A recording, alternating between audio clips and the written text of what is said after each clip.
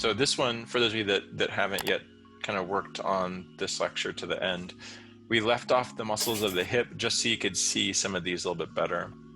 But if we were to bring them back in, so this is the anterior crest at the top of the pelvis, and then about 2/3 of the way down is the beginning of the femur.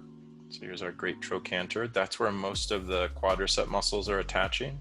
Remember when we talked about the hip, that some of the muscles in the hip went from this ridge on the pelvis right to that, and then we covered everything up, and we wouldn't be able to see where these muscles are going. So for the start of this week, we left those out. This one here, which is called your rectus femoris, that attaches 2 inches below the as is, which is, so this one. And in the lecture, I said the only thing you have to do if you want to remember that, if you're sick like me and you want to remember these things, is that the anterior superior iliac spine, or as is, has to get switched out for an I. So it's the anterior inferior, which just means it's lower. So your leg, everybody knows this, your leg doesn't bend from here. That's your hip. You don't have a leg that starts here. Your leg bends 3 inches down from that. And that's where your anterior inferior is, which is just a little protrusion or eminence of bone. One of the other things that we talked about was that, in thinking about the hip or its position, that you needed to show a little triangle, that the sartorius went this way, your tensor fascia went that way. And so what you're left is a little triangle that points at your as is, triangle pointing at the shape of the as is, or think of like a rectangle balanced on a triangle. That's how you could find the dot for the inferior. And that's why these muscles part here, is so that this one, the pink one, can get in between them to move to that point, which is so crazy, right? It's because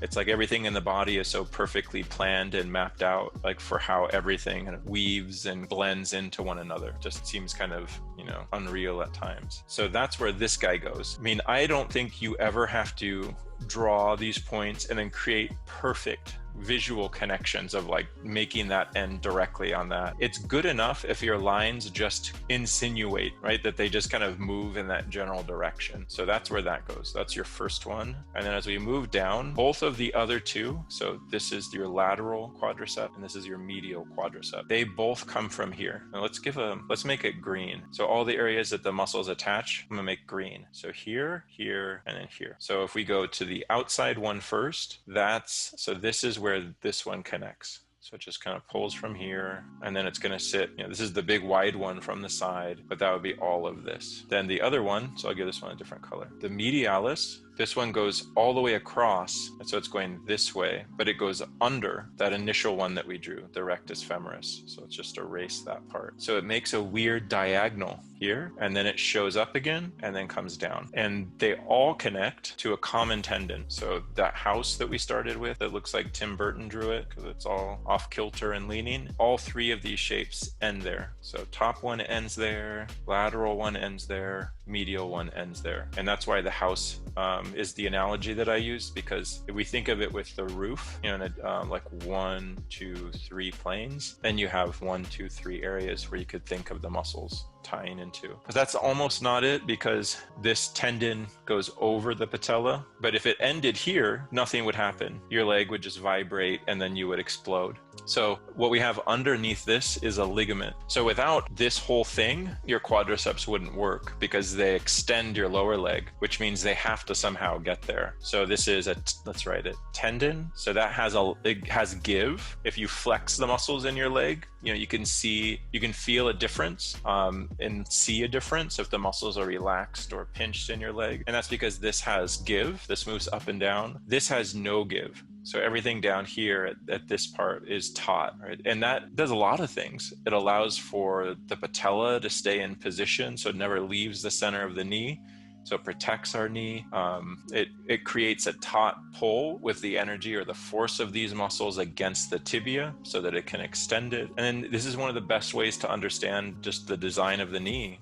So sometimes in the leg or at the knee, there's fat that sits under this, the infrapatellar fat. This means under the patella fat. So one thing I always see people do is invest either too much or too little in the knees. So people just avoid the knees, or they put so much rendering that it looks like there's a serious body hair problem on the knees. And so all you really need is the bone, like the sharp angles of the bone, the little fat pocket, and then the sharp strip of the patellar tendon ligament. That's all that's really there in terms of, there's also, like your MCL, ACL, but that's stuff that we don't really need to draw. So that's where these end up connecting. Other ones, so we talked about the hamstring. So hamstring connects to the sits bones. So when we did our pelvis lecture, we talked a little bit how the back have kind of things that look like circles. This is where you would sit. That's where your hamstrings connect. So they're grabbing onto that and they're stacked. So you have two on each side, but from one side,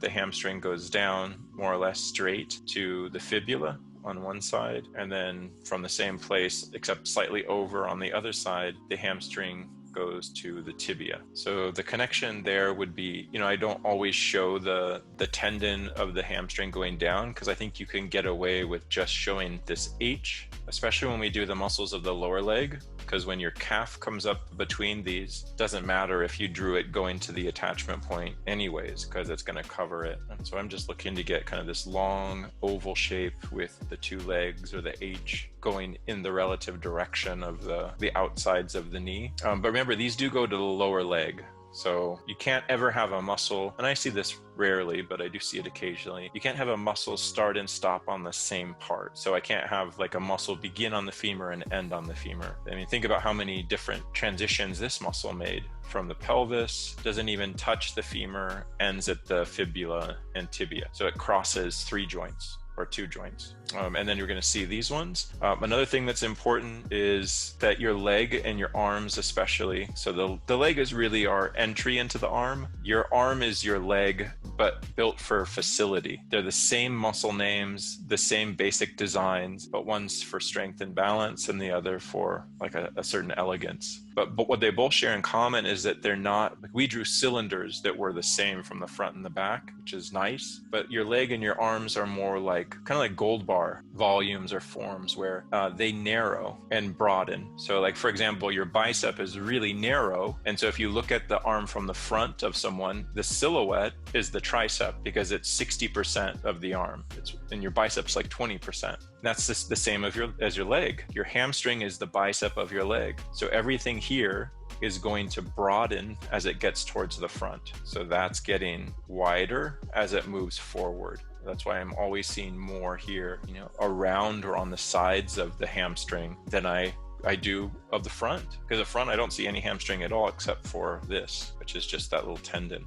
And then the last, so the attachment for the adductor, I think is a little bit easier. And I did that one over here. So the adductors are a little confusing because you have what I've summarized in one shape, what are 8 different muscles. And they start at the front of the pelvis. So this landmark area here is the pubic symphysis, just that area of connection between the 2 halves of the pelvis. And then all of these muscles attach on the underside of the femur, all but one. So this is the bone for the femur that I sketched out. So I'm always going to see if none of this other information is on top, this going behind and then down. So that goes here, this goes over and then overlaps. The back view is nowhere near as challenging because when you cover everything, my adductors might be like this much. And then when you put the maximus on there, who knows if I even see that much. It's really more an issue of the front because like in this view here, I'm going to see, all this stuff. The ones that we added to get the 3 was the magnus. That's just one of the more prominent areas of the adductor that picks off. And your sartorius is an adductor,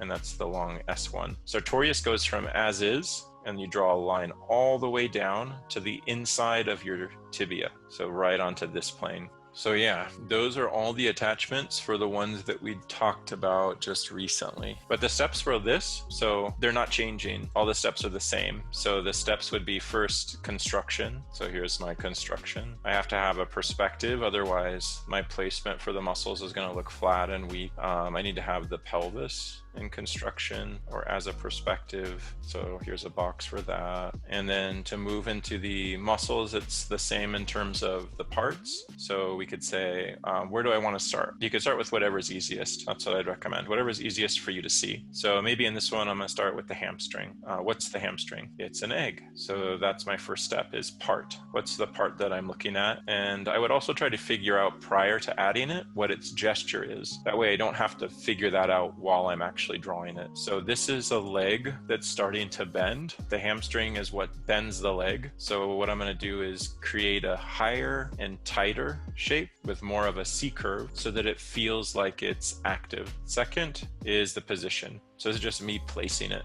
So let's get that color, let's get a blue, and let's place it just in terms of where I think it begins and ends. Starts here. I know it ends down here. So that goes to the tibia and fibula. And now I'm going to make a C curve that only goes to the back. So the position of this is that it's only on the back of your leg. So when I'm thinking of this with my cylinder, I'm trying to leave space for what I would imagine the side or the inside or the front to be. And with this one, I want it to feel a little bit higher than that one, just a little. So I'm trying to make this curve a little bit more so. So that's done. That's everything so far that we've discussed. The only thing that I haven't yet done is the last step, which is the perspective. So perspective is, I'm going to come back and look at that as T and wraps. And the questions I'm asking is, how does it sit around form and or in front of something? So if I do that, here it's now in front of the femur. So it's going to come like this. As soon as it hits and ends, now it's going to go around the femur. So I have to change this line to be something that goes with my cylinder. Whereas the other side,